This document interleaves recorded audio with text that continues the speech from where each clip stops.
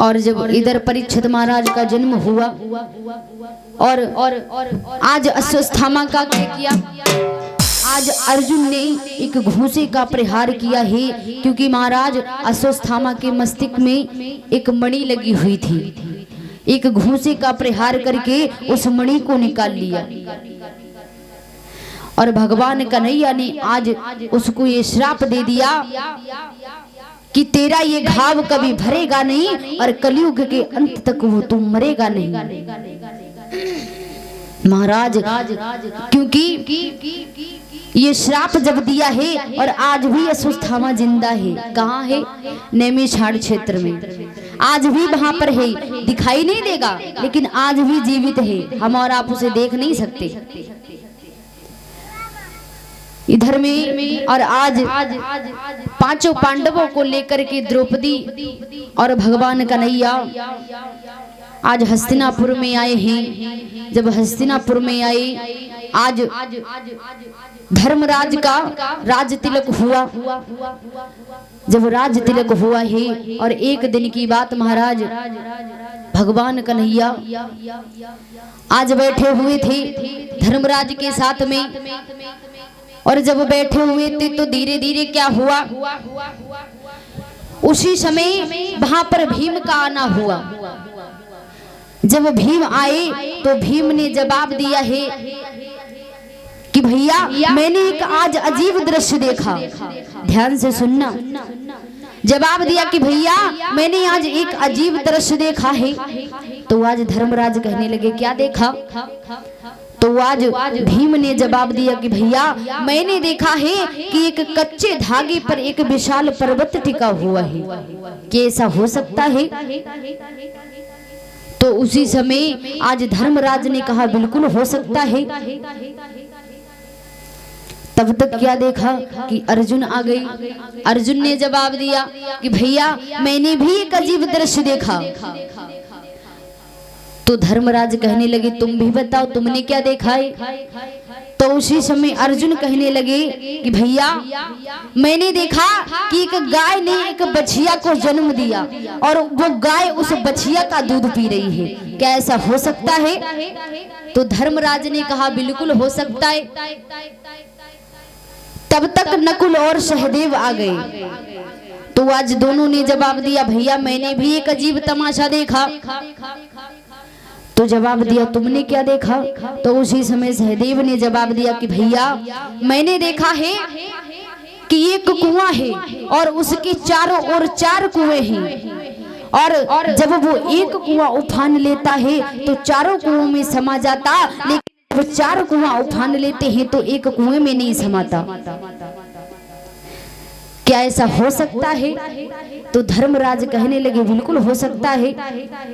उसी समय नकुल कहने लगे भैया मैंने भी एक अजीब तमाशा देखा। तो धर्मराज ने कहा तुमने क्या देखा? तो नकुल ने जवाब दिया भैया मैंने देखा है कि कौवे के पंखों पर वेद मंत्र लिखे हुए हैं। क्या ऐसा हो सकता है?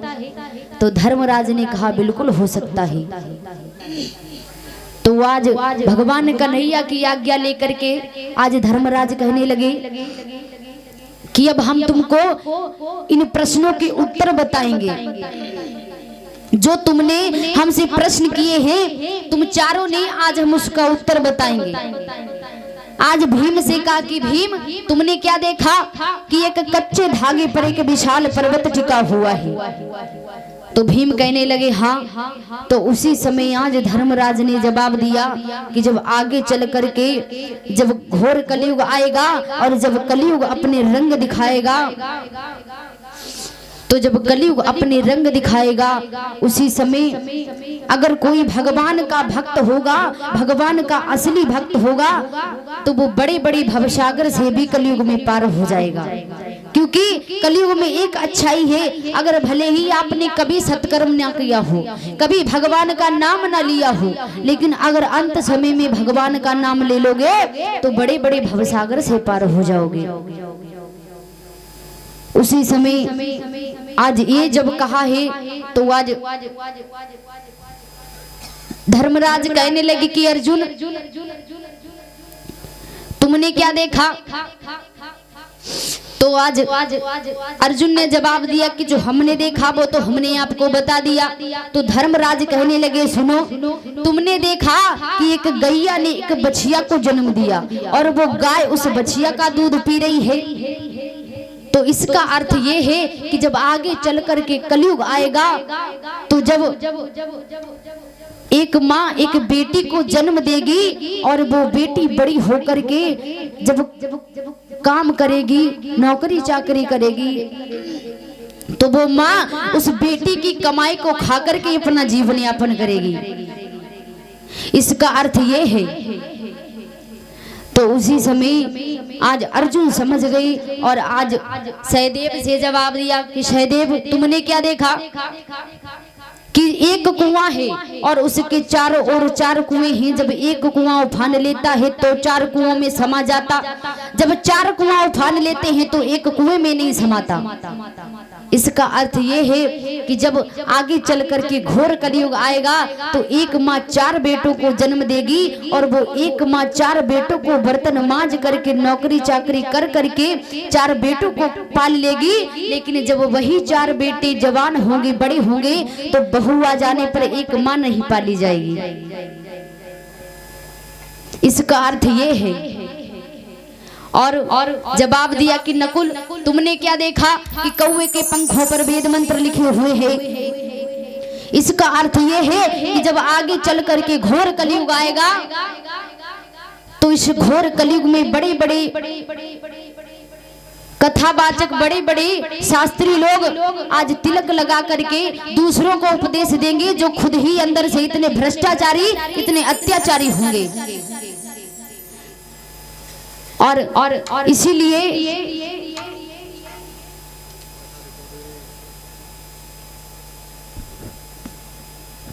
महाराज इधर जब जवाब दिया कि जब आगे चल करके घोर कलयुग आएगा तो जब बड़े बड़े शास्त्री लोग, बड़े बड़े कथावाचक लोग, बड़े बड़े जो संत हैं वो सब तिलक लगा करके, मस्तिष्क पर तिलक लगा करके जो दूसरों को उपदेश देंगे, जो अंदर से इतने अत्याचारी, इतने भ्रष्टाचारी होंगे। और महाराज वही आज हो रहा है। कौन है संत? कोई नहीं है। कल मैंने आप लोगों को बताया था कि कोई संत जंगल में जाने से नहीं बनता, घर परिवार त्यागने से नहीं बनता। अरे संत तो हम घर में रहकर भी बन सकते हैं। और संत तो ये वृक्ष भी हैं जो हमें छाया देते हैं, हमें फल देते हैं। ये भी तो संत है, संत से कम नहीं है। क्योंकि संत हृदय नमनीत समाना, संत का हृदय तो एक मक्खन के समान होता है। और जो कि आज के जमाने में ये बहुत कम है। कोई संत नहीं रह गया, सब ढोंगी पाखंडी है। इधर आज समझाते हैं कि कलयुग में केवल एक ही नाम, जब आप जप लोगे, एक ही नाम सुमिरन कर लोगे, उसको सुमिरने से ही तुम्हारा उद्धार हो जाएगा। क्योंकि रामचरितमानस में बाबा गोस्वामी तुलसीदास जी लिखते हैं क्या,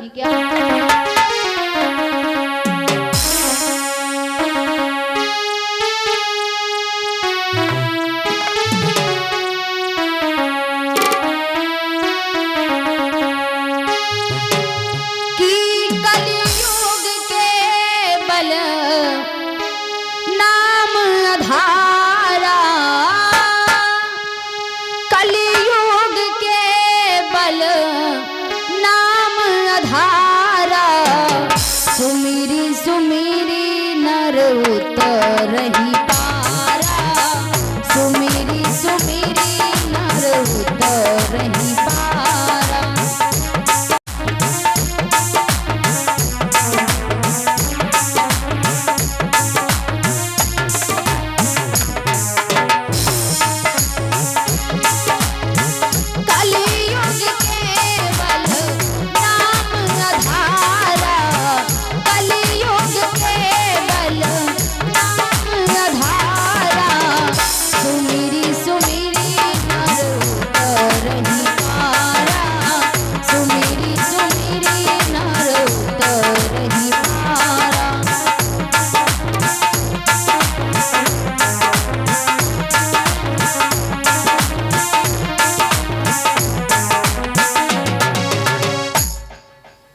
इधर रामचरितमानस में बाबा गोस्वामी तुलसीदास जी लिखते हैं कि कलयुग में केवल एक ही नाम आधारा है। क्या?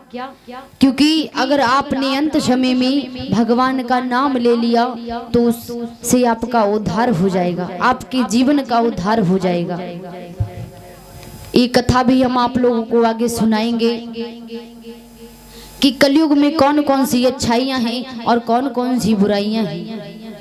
क्योंकि महाराज कोई भी इंसान या कोई भी चीज है, अगर उसमें 4 अच्छाइयां हैं तो 2-4 बुराइयां भी हैं। ऐसी बात नहीं है कि अगर हम हैं तो हम में अच्छाई है, बुराई नहीं है, ऐसा कुछ भी नहीं है। अगर किसी इंसान में अच्छाई है तो उसमें बुराई भी है। और इधर आज जब धीरे धीरे समय व्यतीत हुआ तो एक दिन की बात है, भगवान कन्हैया आज 5 पांडवों के पास में आए। आज 5 पांडवों से जवाब दिया कि हे 5 पांडव, हे धर्मराज, आगे चलकर के घोर कलयुग आ रहा है और इसीलिए तुम ऐसा करो, ये अपना सारा राजपाट परीक्षित को दे दो और तुम 5 भाई जाकर के आज बर्फ में गल जाओ। तो महाराज आज भगवान कन्हैया की इन बातों को सुना तो आज 5 पांडव विचार करने लगे, ये बात तो सत्य है। तो आज उसी समय आज 5 पांडव जाकर के बर्फ में गल गए, अपने शरीर को बर्फ में गला दिया और सारा राजपाट आज परीक्षित को सौंप दिया। जब परीक्षित को आज हस्तिनापुर का राजा बना दिया है, जब धीरे धीरे महाराज परीक्षित बड़े हुए, आज जब धीरे धीरे महाराज परीक्षित बड़े हुए हैं तो आज महाराज परीक्षित विवाह किसी के साथ में हुआ कि 12 बरस के भय परीक्षित लाला,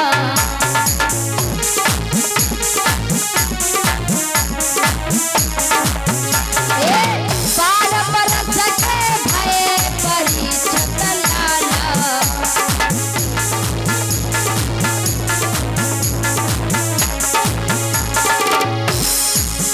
उता बासठ की एक लली नवल दे बाला,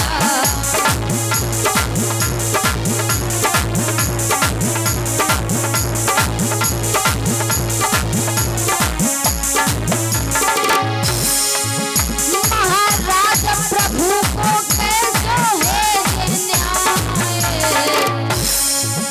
और कछुक दिवस के बाद ही भयो महाराज परीक्षित, और कछुक दिवस के बाद ही भयो दोनों को संग में ब्याह, और कछुक दिवस के बाद ही भयो दोनों को संग में ब्याह।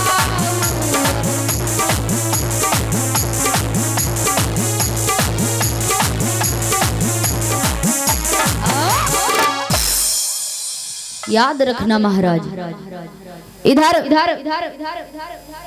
आज महाराज जब महाराज परीक्षित धीरे धीरे जब 12 वर्ष के हुए हैं तो इनका विवाह हुआ राजा बासिक की पुत्री जिसका नाम था नवलदे। वो राजा बासिक जो नागलोक का राजा है, आज उसकी पुत्री जो नवलदे है उसके साथ में आज महाराज परीक्षित का विवाह हुआ। और जब विवाह हुआ है तो आज महाराज परीक्षित बड़े ही खुश हैं और आज अपने धर्मराज को बड़े ही खुशी से चला रहे हैं। आज बड़ा ही आनंद है और महाराज परीक्षित बहुत अच्छे राजा भी हुए, क्योंकि महाराज राजा ऐसा ही होना चाहिए जो अपनी प्रजा को प्रजा ना समझे, अपनी प्रजा को पुत्र के समान प्यार करे। महाराज इधर महाराज परीक्षित की सेना भी बड़ी सुंदर है और महाराज परीक्षित के राज्य में कोई बड़ा या छोटा नहीं है। महाराज परीक्षित के घाट पर शेर और बकरी एक ही घाट पर पानी पीते हैं, किसी से कोई बैर नहीं, किसी से कोई छोटा बड़ा नहीं, बड़ा ही अच्छा राज्य चला रहे हैं। और कैसे राजा हुए कि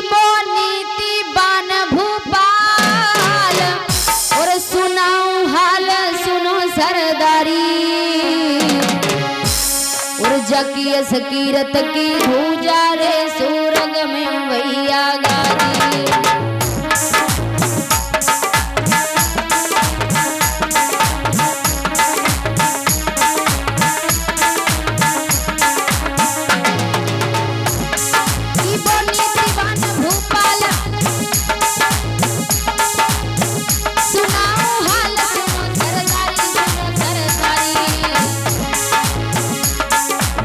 सकीरत की धूजा रे सूरग में भैया गारी।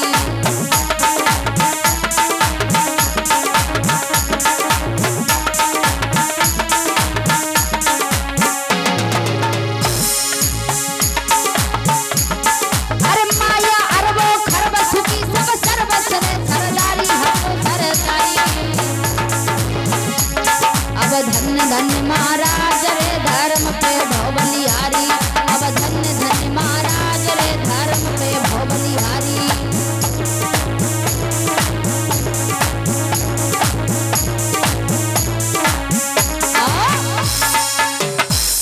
याद रखना महाराज, इधर आज बहुत ही अच्छे राजा हुए हैं और अपनी प्रजा को पुत्र के समान प्यार करते हैं। आज अपनी प्रजा को प्रजा नहीं समझते। इतनी सुंदर इनकी सेना है, बड़ा ही आज इनकी चतुरंगी सेना है, बड़ा ही अच्छा परिवार है।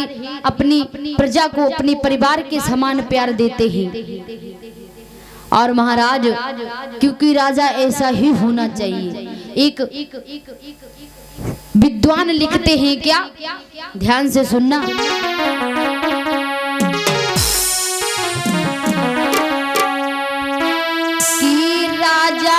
मरी जाई अरे प्रजा पे जुल्म जो तौले। अरे राजा वो मरी जाई अरे प्रजा पे जुल्म जो तौले। और चुगल खोर बेईमान मरे जो अमृत में विष घोले।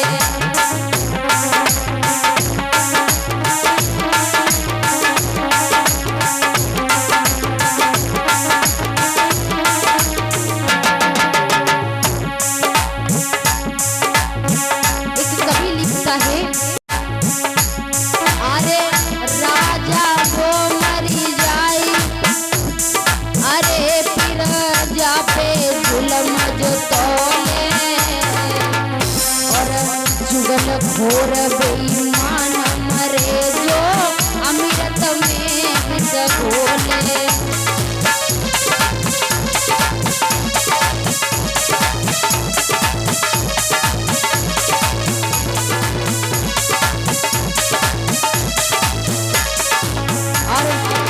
और बताया क्या, अरे साधु वो मरी जाए अरे नहीं हरि सो ध्यान लगावे।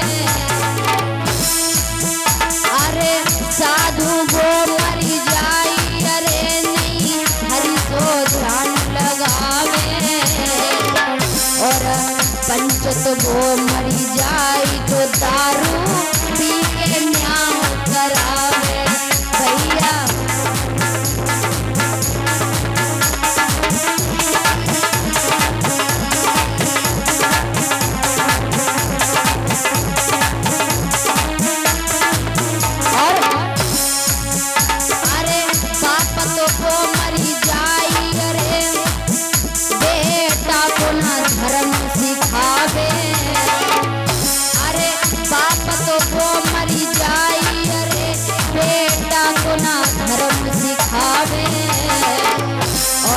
बेटा वो मरी जाए बाप की सीख चित्त नहीं लावे।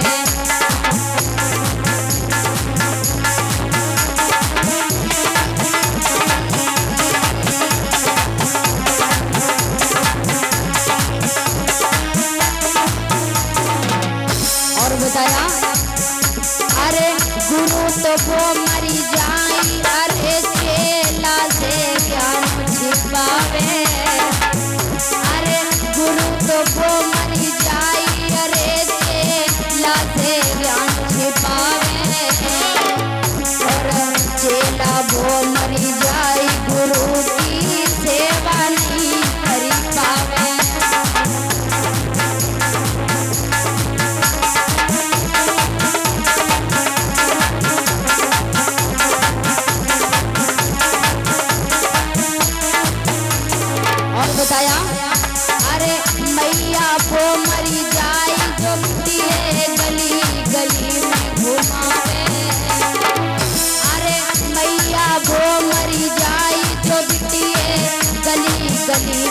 घुमावे और बिटिया वो मर जाई जो भैया कुल में दारू लगावे।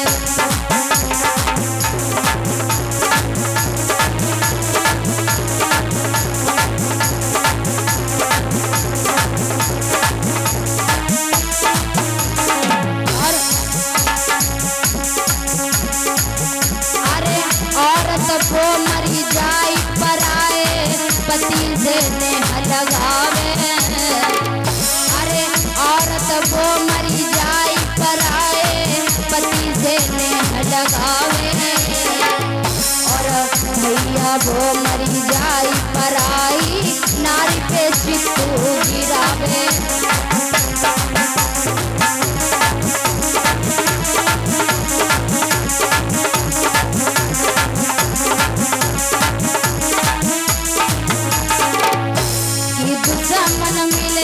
सवेरे सवेरे मतलबी यार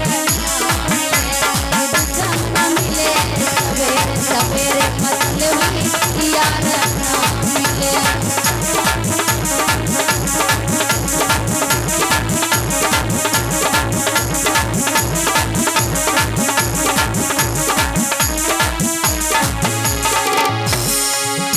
कि दुश्मन मिले सवेरे सवेरे मतलबी यार ना मिले, मतलबी यार ना मिले, मतलबी यार ना मिले। कि औरत गोरी होए चाहे काली करकजा नारी ना मिले।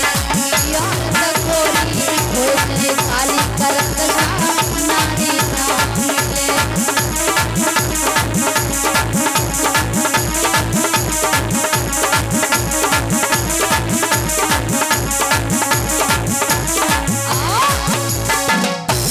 चलते ही पावन चर्चा की ओर। इधर में आज महाराज परीक्षित बड़े ही अच्छे राजा हुए और आज ये बड़े ही आनंद के साथ में धर्मराज चला रहे हैं।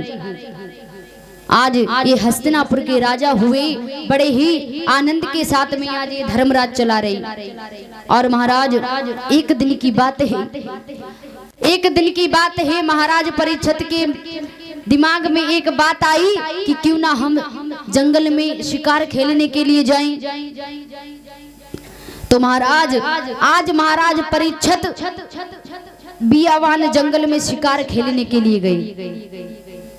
आज बियाबान जंगल में जब शिकार खेलने के लिए गए हैं तो आज इन्होंने क्या देखा? आज महाराज परीक्षित ने देखा कि एक कांपती हुई गाय चली आ रही है, एक चिल्लाती हुई गाय चली आ रही है और उस गाय के पीछे एक लंगड़ाता हुआ बैल चला आ रहा है और उस बैल के पीछे एक काला कुरूप चांडाल आ रहा है।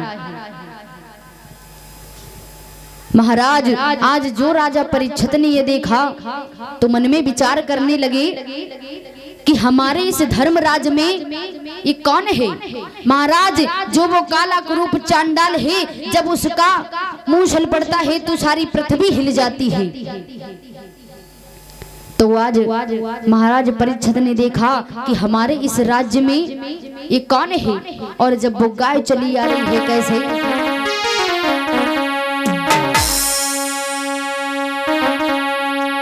कांपती हाँपती थर्राती, कि कांपती हाँपती थर्राती और कहीं उचकती कहीं उठती है।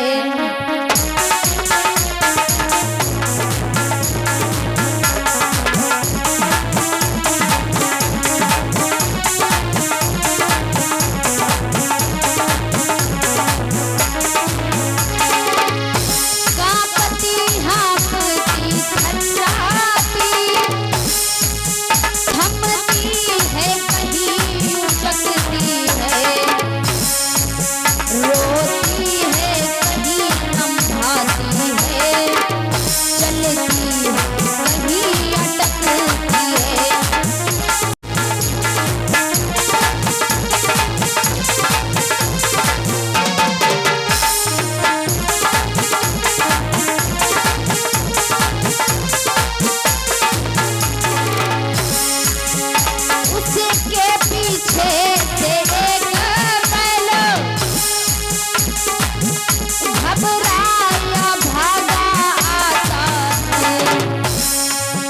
झुक गई कमर कुछ नीचे को, झुक गई कमर कुछ नीचे को, कुछ कुछ लंगड़ाता जाता है।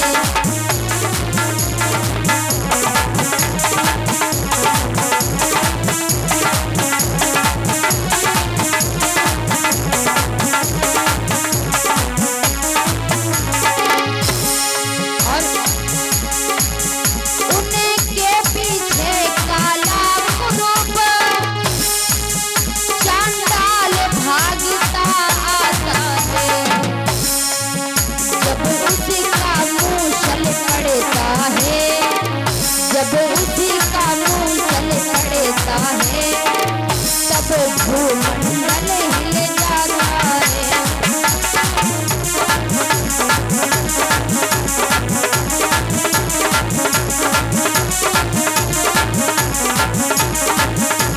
एक गुहार कर रही है, एक पुकार कर रही है कि कोई क्या यहाँ पर है जो गौ हत्या से रोक सके, जो हमारी सहायता कर सके, जो इस गाय की रक्षा कर सके। आज वो गाय पुकार रही है कैसे?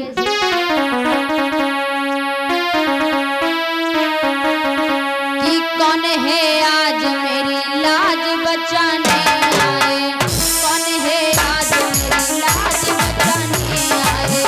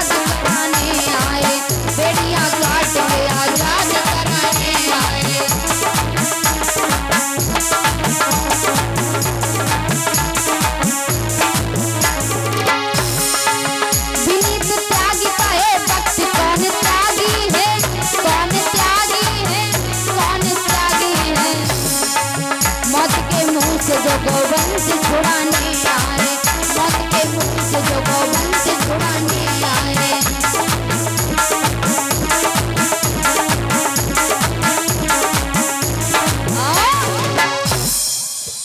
याद रखना महाराज, इधर वो जो गाय है आज रो रही है, बिलख रही है और आज गुहार लगा रही है कि कोई यहाँ पर है क्या जो हमारी रक्षा कर सके, जो इस गौवंश की रक्षा कर सके। क्या ऐसा यहाँ पर कोई नहीं? आज महाराज परीक्षित ने जो इस आवाज को सुना तो आज सोचने लगे कि इस धर्मराज में इतनी दुख भरी पुकार से कौन पुकार रहा है। महाराज आज उसी समय आज महाराज परीक्षित आगे को बढ़े हैं और जब आगे को बढ़े तो अपनी म्यान से तलवार को खींच लिया। आज अपनी म्यान से तलवार को खींच लिया है और जवाब दिया, कौन है हत्यारा जो इस गौ को मारना चाहता है। तो महाराज उसी समय आज ललकार करके बोले, हे महाराज परीक्षित, उस काले क्रूप चांडाल से क्या कि क्या समझ लिया इतनी जल्दी कि पार्थ का जमाना बीत गया।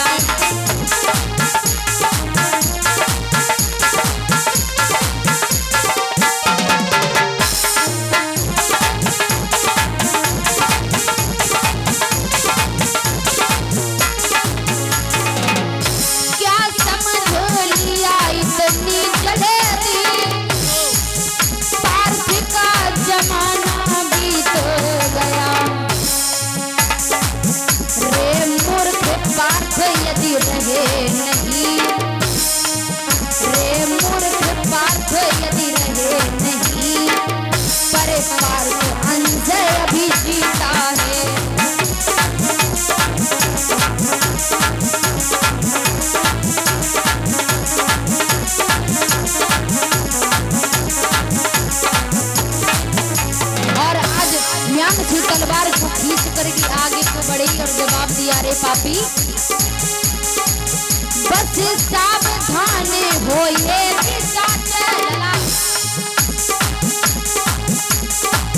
हम तुझे न जीता छोड़ेंगे, जो गौ पर हाथ उठाएगा, जो गौ पर हाथ उठाएगा हम उसी हाथ को तोड़ेंगे।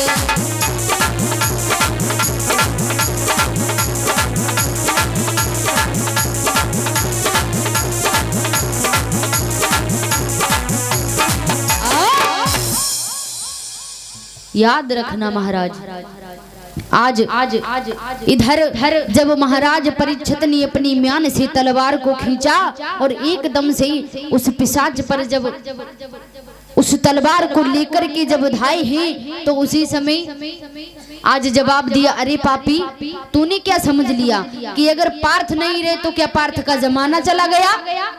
अरे तू शायद नहीं जानता ही कि भले ही इस धर्मराज में पार्थ नहीं रहे, लेकिन अभी पार्थ अंश जीता है, क्योंकि महाराज पार्थ अर्जुन से कहा करते थे। इसी प्रकार से आज जवाब दिया कि अगर पार्थ नहीं रहे तो क्या हुआ, पार्थ का अंश अभी जीवित है। और उसी समय कहा, हे सावधान हो जा, और क्योंकि मेरे होते हुए मेरे इस धर्मराज में तो गौवध नहीं कर सकता। और महाराज जो इतने वचन कहे हैं, तो आज महाराज परीक्षित ने उस गाय को आज तसल्ली दी है कि हे माता तुम चिंता मत करो, अरे मैं तुम्हारी रक्षा करूंगा। जब जवाब दिया है कि तुम चिंता मत करो, तुम्हारी रक्षा करने के लिए मैं हूँ। आज जब उस गाय से ये कहा है, तो आज वो गाय बेचिंत हो गई, सोच रही है कि आज भी कोई सच्चा हिंदू सच्चा वैष्णव है जो कि गौवध अपनी आंखों से नहीं देख सकता। उसी समय आज महाराज परीक्षित ने उस गाय और बैल को तसल्ली दी है और जवाब दिया कि सच्चा हिंदू और सच्चा वैष्णव वही होता है जो गौवध अपनी आंख से न देखे। क्योंकि महाराज सच्चा हिंदू सच्चा वैष्णव होगा तो या तो वो गौ हत्यारे को मार देगा या खुद मर जाएगा, लेकिन गौवध अपनी आंख से नहीं देखेगा। आज महाराज परीक्षित ने ये जवाब दिया, तो उसी समय उस गाय को जब तसल्ली दी है, तो महाराज पूछने लगे कि एक बात बताओ, तुम कौन हो। उस गाय से और बैल से जवाब दिया कि तुम हो कौन और यहाँ क्या कर रही हो, क्यों रो रही हो। तो महाराज उसी समय आज गाय तो कुछ नहीं बोली, लेकिन उस बैल ने जवाब दिया क्या,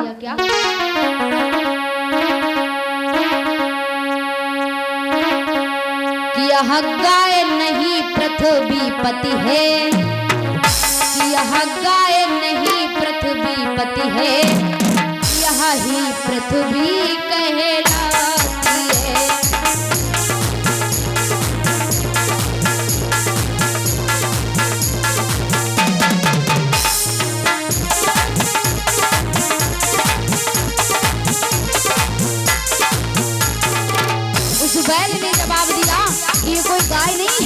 ये पृथ्वी है। और बोले यहाँ गाय नहीं पृथ्वी पति है, यहाँ ही पृथ्वी कहलाती है,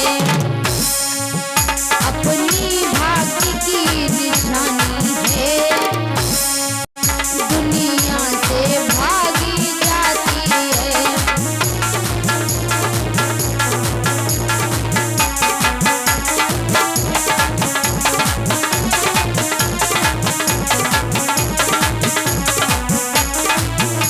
और बोले धर्मावतार में बैल नहीं, भूतले पर धर्म कहा था, अपनी निर्बलता के कारण संसार छोड़ कर जाता।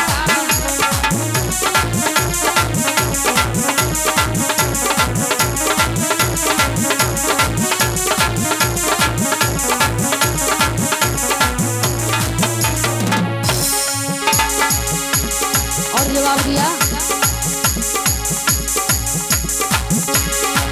लेकिन अब कलयुग आया है, आते ही तान दिए भाले, पृथ्वी को नीचे दबा दिया, मेरे भी पैर तोड़ी डाले।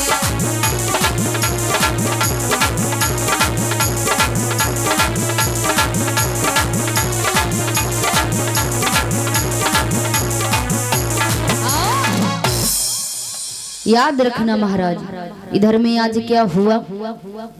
आज जब महाराज परीक्षित ने जब पूछा कि तुम लोग कौन हो और इस जंगल में, इस बियाबान जंगल में क्या कर रहे हो, तो आज उस बैल ने जवाब दिया कि महाराज ये कोई गाय नहीं है, ये पृथ्वी है, और ये अपना भविष्य सोच करके इस संसार को छोड़ करके जा रही है, और मैं कोई बैल नहीं हूँ, मैं इस भूतल पर धर्म कहता हूँ, मैं इस भूतल पर धर्म के नाम से जाना जाता हूँ, और ये कलयुग आया है, और ये जो मेरे पीछे काला रूप चांडाल है ये कलयुग है। आज ये कलयुग है, इसने आते आते ही भालों को तान दिया, मेरे सारे पैरों को तोड़ डाला, इसीलिए मैं 3 पैरों से लगड़ा करके चल रहा हूँ, और आगे चल करके जब घोर कलयुग आएगा, इसीलिए मैं दोनों अपने भविष्य को सोच करके इस संसार को छोड़ करके चला जाता हूँ। महाराज इधर में आज जब इतना कहा है तो महाराज परीक्षित ने कहा तुम्हें संसार को छोड़ करके जाने की जरूरत नहीं है, अरे मैं अभी जीवित हूँ, मैं तुम दोनों की रक्षा करूंगा। उसी समय आज उस बैल ने जवाब दिया कि महाराज परीक्षित आगे चल करके जब घोर कलयुग आएगा तो कैसी दशा हो जाएगी, सुनो। कि आगे समय आ रहा है, कि आगे वह समय आ रहा है, बेटियां न कोई जानेगा, बेटियां न कोई जानेगा।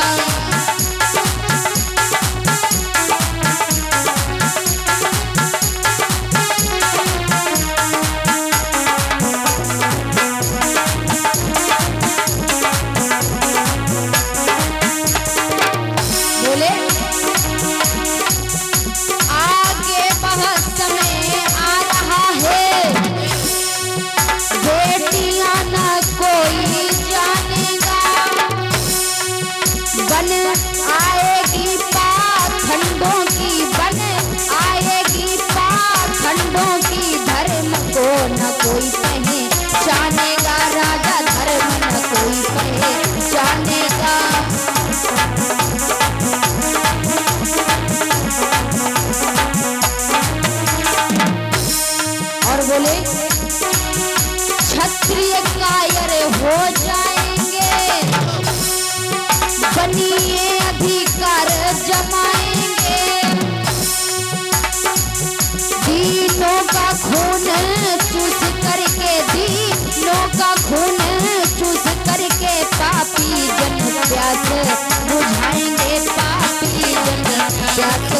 बुझाएंगे।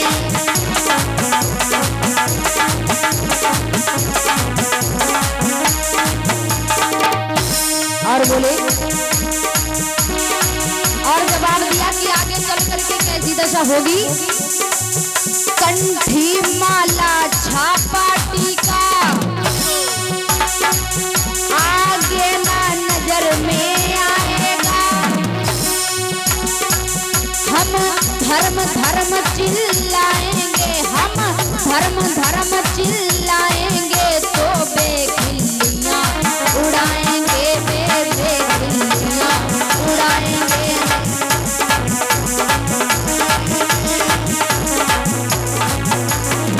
और मूर्तियां रात दिन टूटेंगी, मंदिर में बधिक दिखाएंगे। जब ऐसी दशा नात होगी, जब ऐसी दशा नात होगी तो कौन दिशा को जाएंगे राजा, कौन दिशा को जाएंगे।